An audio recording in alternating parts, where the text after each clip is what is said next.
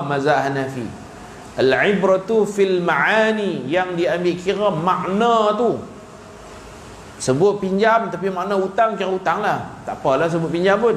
Al-ibratu fil ma'ani, yang diambil kira ialah maknanya. Lal alfaz, tidak diambil kira lafaz. Wal mabani, dan istilah yang diguna pakai. Istilah kata pinjaman, tapi sebenarnya hutangan. Bank semua pinjam.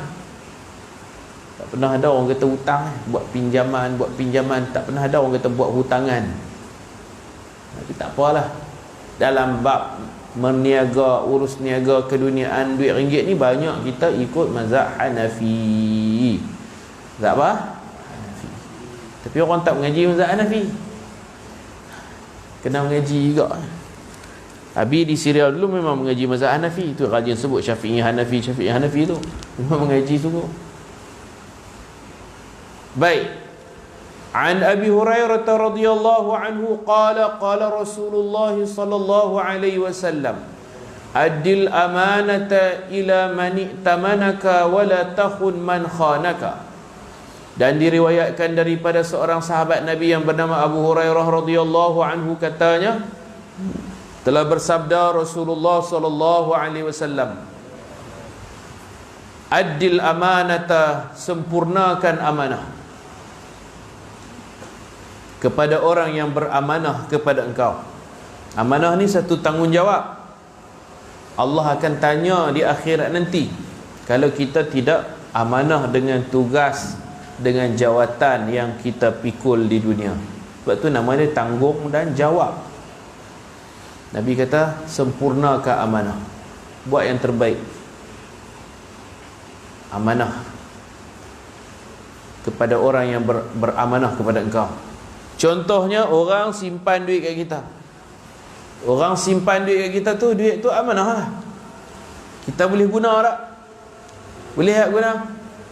Duit orang tu boleh guna tak? Tak boleh. Dia kena ada asing. Ni duit orang, ni duit dia. Dia kena tulis, dia kena catat. Kamu simpan duit dekat ustaz, contoh. Ustaz pun kena tahu berapa ringgit duit dia, berapa ringgit duit dia. Kalau bercampur boleh, tapi dia kena tahu ada buku lah, banyak mana dia dah ambil, potong macam tu. Tak boleh buat-buat hilang, tak boleh buat-buat lupa. Entah simpan duit lah, dok kot. Bila dia lesap lah, pecah amanah. Pecah amanah. Amanah ni kena jaga elok-elok. Seorang khalifah yang adil, nama dia Umar bin Abdul Aziz. Khalifah Umar bin Abdul Aziz sangat-sangat adil, sangat-sangat amanah. Dia dalam bilik dia ada lilin, ada pelita. Waktu tu tak ada lagi lampu macam ni. Bila malam gelap, dia cucuhlah pelita. Dia buat kerja dalam office dia. Dalam office dia. Tiba-tiba anak dia mai. Anak dia nak masuk, dia tanya anak dia, ni nak mai sembang hal negara ke hal peribadi? Nak sembang hal rakyat ke hal rumah tangga, hal family kita? Anak dia kata kita nak sembang hal keluarga lah. Sembang bab family day ke apa ke, keluarga. Dia padam lampu ni, dia menyala lampu lain pula. Hak ni lampu kerajaan. Hak ni hak kerajaan punya, mana boleh usik. Hak ni untuk rakyat, untuk main mengadu masalah apa, tak apalah. Dia padam lampu ni, gelap bilik tu, dia cucuh pelita yang baru, pelita peribadi. Faham tak? Tak boleh guna hak orang ramai, kena guna hak sendiri. Kena guna hak sendiri. Macam tu. Macam kita lah, kita ada kereta di sini, kita juga ada van Mahat. Hak Mahat kena guna untuk Mahat ya. Kalau nak guna hal peribadi, dia minta izin dulu. Abi tak naik van, nak kereta Izora tu, nak rosak terpaksa naik ya. Pinjam. Tak boleh guna. Dia ada hak sendiri, ada hak. Kita bukan hak negara lah, hak Mahat lah. Wakil rakyat dia ada kereta dia sendiri, ada wakil exco menteri besar, dia ada kereta menteri besar, dia ada kereta dia sendiri. Kalau dia nak guna untuk negeri, dia naiklah kereta menteri besar tu, minyak free, kereta kerajaan. Tapi kalau dia nak pi hal peribadi keluarga dia, nak bawa tak boleh naik, tak boleh. Faham tak? Orang tak amanah dia naik suka hati lah. Tu orang ni dia ada parti politik, dia nak pergi ceramah politik, bukan semua rakyat lah, parti politik, dia tak boleh naik kereta kerajaan, dia kena naik kereta dia sendiri. Sebab yang ni hak kerajaan, hak semua rakyat berbilang bangsa. Yang ni pula kenderaan peribadi, kena kira macam tu barulah jadi orang yang amanah. Amanah dengan harta, amanah dengan tugas. Innallaha ya'murukum an tu'addul amanati ila ahliha. Allah menyuruh kamu beri amanah kepada orang yang amanah. Kita rasa orang tu memang amanah, boleh pikul amanah, kita bagi. Dan Nabi juga pernah sebut, idza dhuyyi'atil amanah fantadhiris sa'ah. Apabila disia-siakan amanah, maka tunggulah saat kehancuran. Hancur mana kalau orang dia tak amanah, hancur. Bendahari kalau tak amanah, dia balas duit, dia balas duit yuran. Kamu dah bayar yuran kan, cabut RM50, esok RM50, mana kita nak sedar. Tapi kalau orang amanah, kita boleh percaya. Macam Ustaz Jamali kita, dia tak ada, kita boleh sebut lah, dia amanah. Dia tak pernah ambil. Semua apa benda dia laporkan, dia tulis, dia ada penyata dia. Jadi itu makna orang yang amanah. Orang tak amanah duk tang tu ke, cabut RM50, makan pizza, top up handset lah, duit banyak tu. Jadi amanah. Orang kalau dia jujur, banyak pun dia jujur. Kalau tak jujur, kita simpan kat dia 5 kupang pun dia bagi hilang. Bukan RM50, bukan RM50,000. Kelabu mata orang ni, kelabu mata. Jadi dengan soal amanah ni, kita kena sungguh-sungguh lah. Kamu pun amanah mak ayah kamu, belajar sungguh-sungguh. Ayah mak kamu mau kamu duduk sini, belajar sungguh-sungguh. Kamu mengecewakan amanah tu satu benda yang salah. Tunaikan amanah orang amanah kepada kamu. Nabi, orang simpan mah, perak, orang simpan barang-barang di rumah Nabi, barang kemas, duit, semua orang simpan. Walaupun Nabi tak pandai tulis, tapi ada label dia. Nabi suruh isteri Nabi, anak Nabi tulis, ini hak siapa punya, ini hak siapa punya. Bila dihantar, bila dikembalikan. Macam bank lah, bank. Pajak gadai, Abi pernah gadai barang kemas, nak berhutang kan, barang kemas Ami dulu biasa gadai. Buat susah gadai, gadai gelang ke rantai. Ni pun jaga, ni pun bubuh dalam satu plastik tu, bertulis nama apa semua, tarikh apa semua. Dia pun tak guna, bubuh dalam satu laci, kunci. Bila kita berjaya bayar hutang, dia buka laci tu lah, memang laci tu lah, plastik tu lah, tak usik Allah. Macam itulah amanah. Mana boleh pakai hak orang. Tak? Amanah. Wala takhun man khanaka, dan jangan engkau khianat akan orang yang khianat akan dikau. Orang buat khianat kat kita, kita jangan balas khianat kat orang. Kita tetap jadi orang yang amanah. Walaupun kita tak puas hati dekat dia tu, dia main simpan barang, jangan kita guna barang dia, kena minta izin. Minta izin. Nabi juga dalam bab pinjam ni, Nabi pun pinjam. Nabi pernah pinjam kuda sahabat. Dia pinjam. Ada satu malam tu, bunyi satu hingak-bingak di Madinah. Bunyi macam letupan di Madinah. Nabi nak pergi tengok lah. Nabi jaga keselamatan. Apa dia, musuh ke, orang meriam ke, bom ke. Nabi pun pinjam kuda Sayyidina Abu Talha. Kuda tu tak ada pelana, tak ada seat, tak ada tempat duduk, tak ada tali. Kuda kosongnya. uryin, kuda kosong telanjang, tak ada tempat duduk. Nabi naik, Nabi pinjam, Nabi pergi tengok ada apa. Tak ada apa pun, tak tahulah bunyi apa, pelik tak tahu. Nabi pergi situ, Nabi mendahului, Nabi pergi dulu. Sahabat-sahabat baru duduk sembang, ada apa, jom kita pergi tengok, jom kita pergi tengok. Di ujung kota Madinah, ketika sahabat keluar nak pergi tengok, takut ada serangan musuh. Tengah malam tu, tengah tidur. Ketika sahabat keluar, Nabi dah patah pulang, Nabi dah balik. Nabi kata, lan tura'u, jangan bimbang, don't worry, jangan bimbang, tak ada apa, aku pergi tengok dah.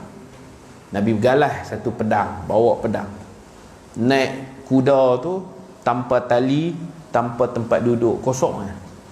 Payuh nak naik kuda kosong, nak gerakkan kuda tu kan. Kalau tak erti, kita memang tak erti lah. Kamu pandai?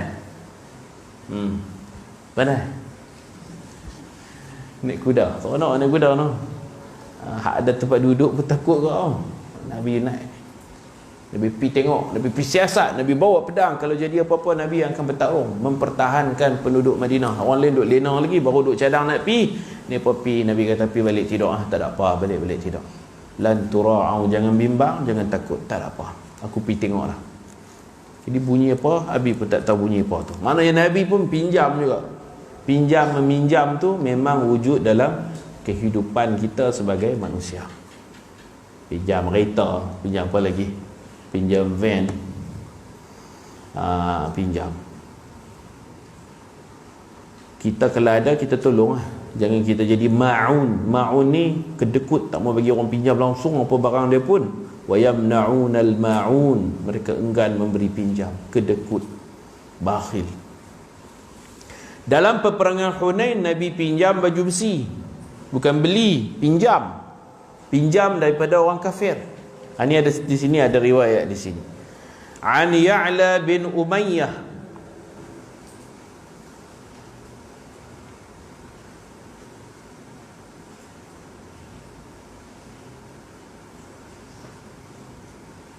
radhiyallahu anhu qala li Rasulullah sallallahu alaihi wasallam, idza atatka rusuli fa'atihim 30 dir'an.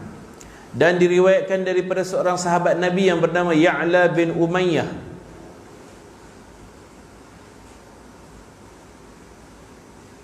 radhiyallahu anhu, katanya, qala li Rasulullah, telah bersabda bagiku Rasulullah sallallahu alaihi wasallam, idza atatka rusuli, apabila datang kepadamu pesuruh-pesuruhku, wakil-wakilku. Nabi kata kat Ya'la ni, Ya'la, satu hari nanti aku akan hantar beberapa orang rusul. Rusul ni jamak rasul. Rasul jamak dia rusul. Rasin waw lam, rasul. Rusul rasin lam, rusul. Apabila datang kepada kamu utusan-utusanku, fa'atihim, maka kau berikan kepada mereka, kepada rusul, utusan Nabi, 30 dir'an, 30 baju. Dan itu dia baju rantai, baju besi ya, baju perang, baju yang orang pakai pergi perang. Cucuk tak masuk, mata pedang tak masuk kan, dia besi, bulat-bulat. Saya tengok baju besi, baju besi bulat tu. Sini baju rantai, pasal dia ada bulat-bulat tu, dia panggil baju rantai. Terjemahan sekarang dir' ni baju besi, baju peperangan. Bagi kat mereka 30. Mana Nabi pinjam tu. Nabi pinjam, Nabi tak ambil terus, Nabi akan hantar orang pergi ambil. Nabi nak balik terus berat lah, 30 baju besi, tak muat tangan. Jadi Nabi akan hantar utusan. Qultu ya Rasulullah, aku kata wahai Rasulullah, a'ariyatun madmunah au 'ariyatun muaddah?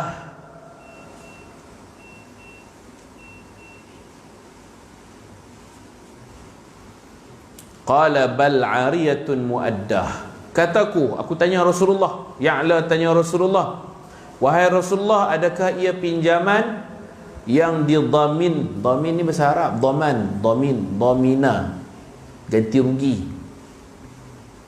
Didamin ni dibayar ganti rugi.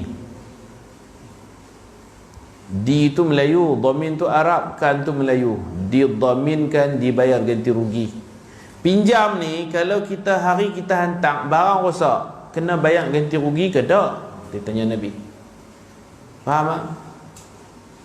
Kamu pinjam pen kawan, kamu tulis patah. Nak pergi bagi pen tu saja kan, nak top up dengan duit sikit, kerosakan. Tu dia tanya tu, adakah barang pinjaman ini madmunah, kena bayar ganti rugi kalau ada sebarang kerosakan? Dia pinjam rosak, kan nak hantar rosak gitu je kan, nak ganti rugi. Sebab waktu kita pinjam tu elok, duduk kat tangan kita, guna rosak. Jatuh ke, pinjam ni apa, jatuh dia pecah, dia sumbing, jadi tak elok, nak kena ganti rugi ke?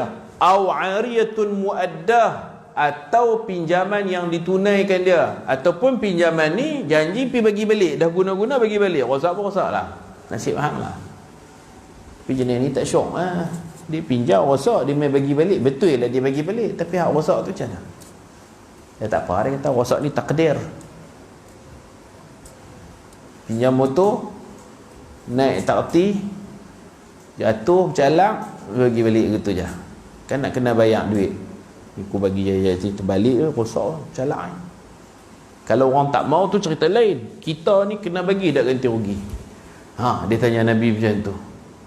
Ikut riwayat ni Nabi kata tak, ariyatun muaddah, Nabi kata bagi balik sudah. Kerosakan tak perlu dibayar ganti rugi, bahkan ia pinjaman yang ditunaikan dia. Tapi sekali kita tengok ada riwayat satu lagi, Nabi kata pinjam, kalau rosak ganti. Jadi ulama, oleh kerana ada dua hadis, ulama kata macam mana? Kalau dia sengaja merosakkan, dia kena ganti rugi. Dia saja bagi rosak, kecuaian dia lalai, dia kata aku minta maaf, aku pinjam motor hang, aku naik motor, aku mengantuk, aku terlanggap punggung lembu. Dia pergi langgap punggung lembu apa? Mengantuk kira cuai, kecuaian. Hak tu dia kena ganti rugi. Motor tu patah, kepak dia bengkok, calak, cermin pecah, dia kena pergi kat pomen, kira apa baik bagi elok, dia bayar. Pasal waktu dia ambil tu elok lah. Rosak dengan kecuaian, dia kena ganti rugi. Tapi kalau dia naik elok dah, dia naik elok, naik 40 lah, pelan 40 laju ke pelan? 40 pelannya. Tengok pum, pecah tayar. Bukan dia pergi terjun lopak, mana ada lopak dia terjun, mana lopak dia terjun. Tak, dia naik elok, jalan tu pun elok je, pecah. Dia saja pergi pecah kah? Benda nak pecah, tayar tu pun botak dah. Faham tak? Kalau tuan dia naik pun pecah juga, aku naik pun pecah. Hak tu tak wajib ganti rugi, cuma bagilah ihsan. Kita mengaji akhlak, hal jazaul ihsan illal ihsan. Bukankah baik dibalas dengan baik? Dia bagi kita pinjam, tak malu ke guna barang orang rosak, betul buat sengak, buat buat bodoh lah. Walaupun tak wajib kita bayar bila segan lah, no? Faham tak? Pinjam kereta, kita tak cek dulu, rupanya tayar dia botak, tayar dia dah keluar, dah dawai-dawai tu kat tayar tu, kita naik meletup, pecah. Hak tu tak wajib kita bayar. Kalau kita pergi dekat, kita tukar lah, berhenti tepi, tukar tayar spare ada tu, pergi habang dia. Dia pun faham, betul ya, tayar aku ni dah 3 tahun lah, kalau aku naik, kalau kena kat aku pun dia pecah juga, kena kat hang pun pecah. Tak ada sengaja tu, tak ada lah, bukan dia sengaja. Itu tak payah. Jadi ulama gabung dua hadis ni. Ada hadis kata bayar, kena bayar ganti rugi. Ada hadis kata tak payah, kita kembalikan barang sudah.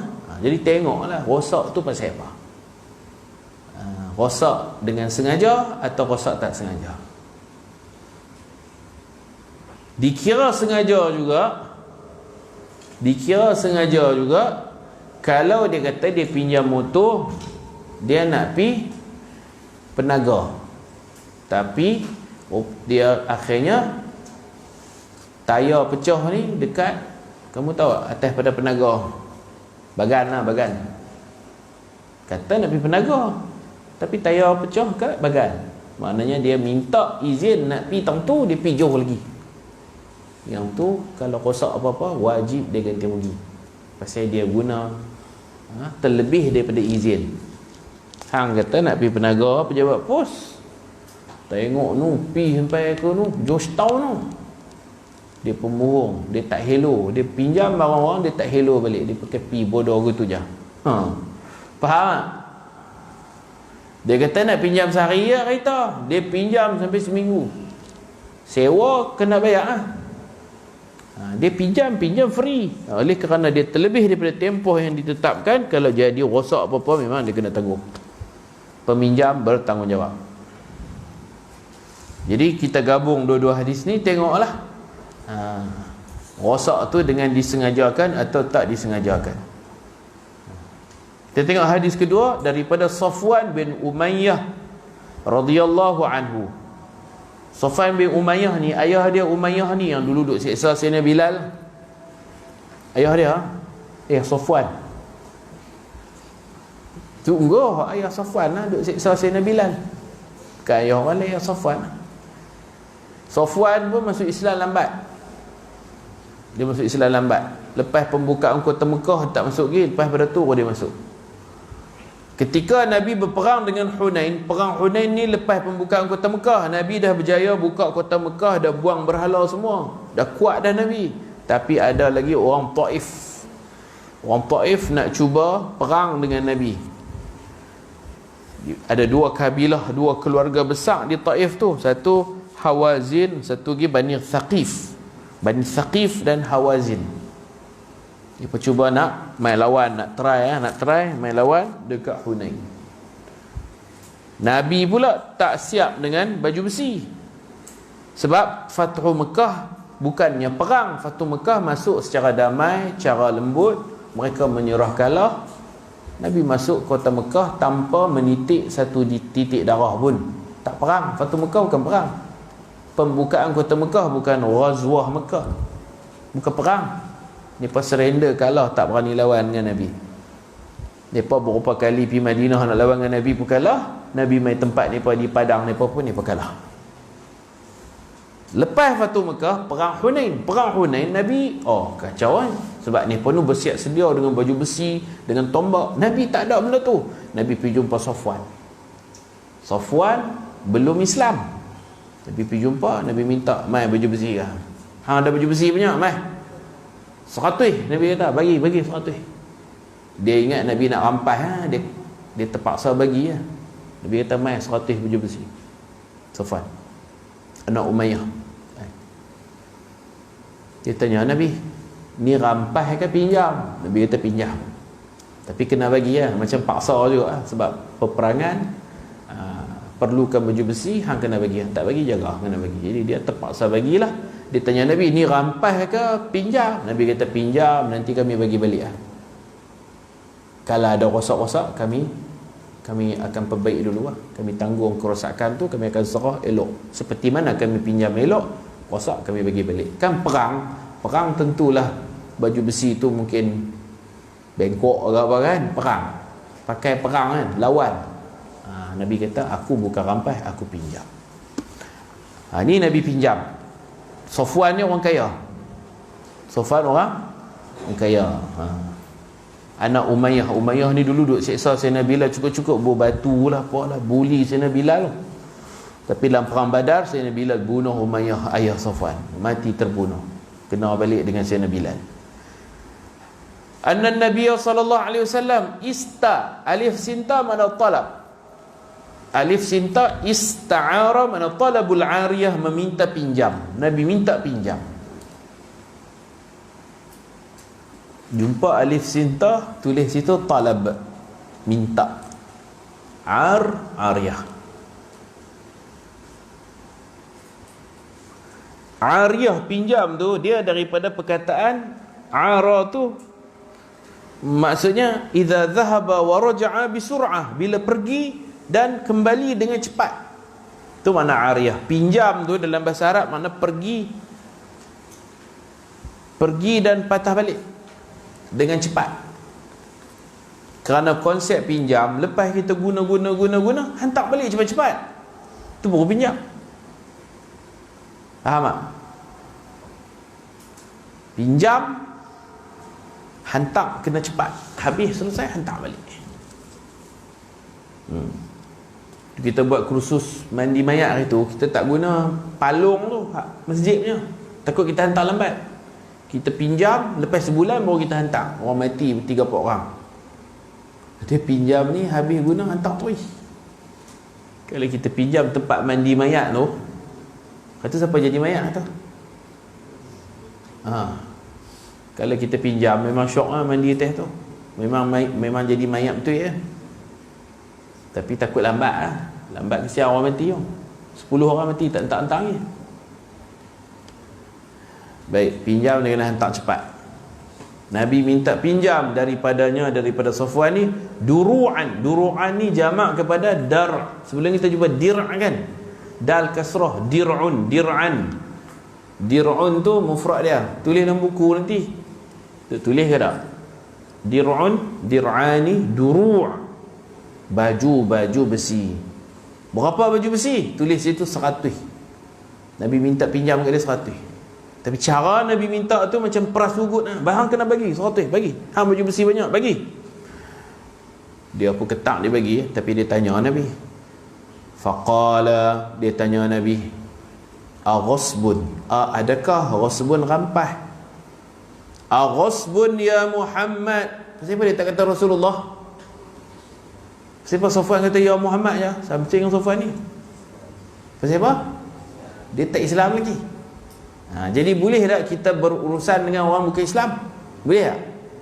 Boleh, dah dia ada, boleh. Kadang-kadang orang bukan Islam ni dia pandai satu benda, orang Islam tak pandai.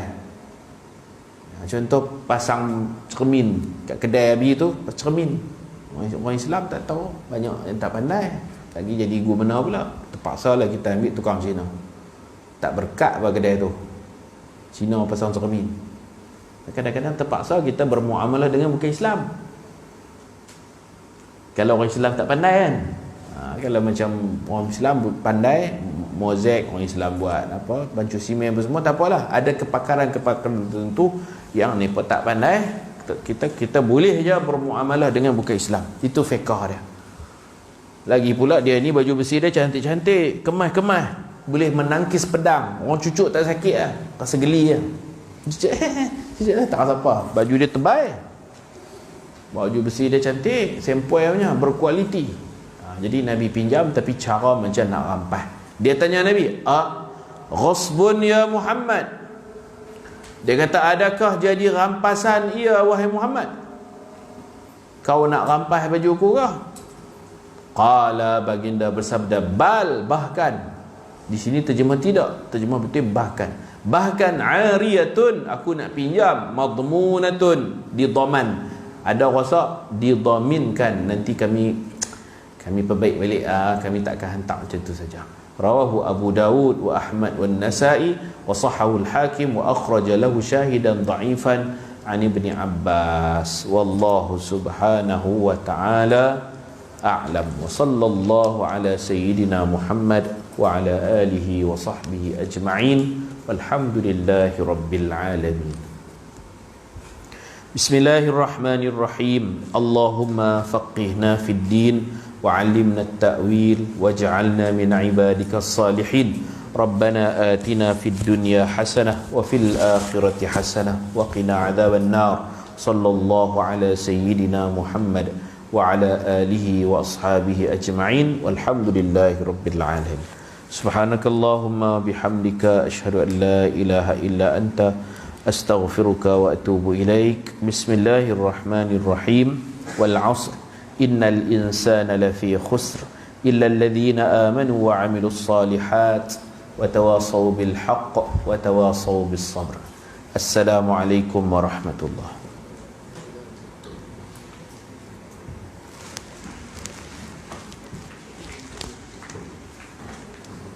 wabarakatuh.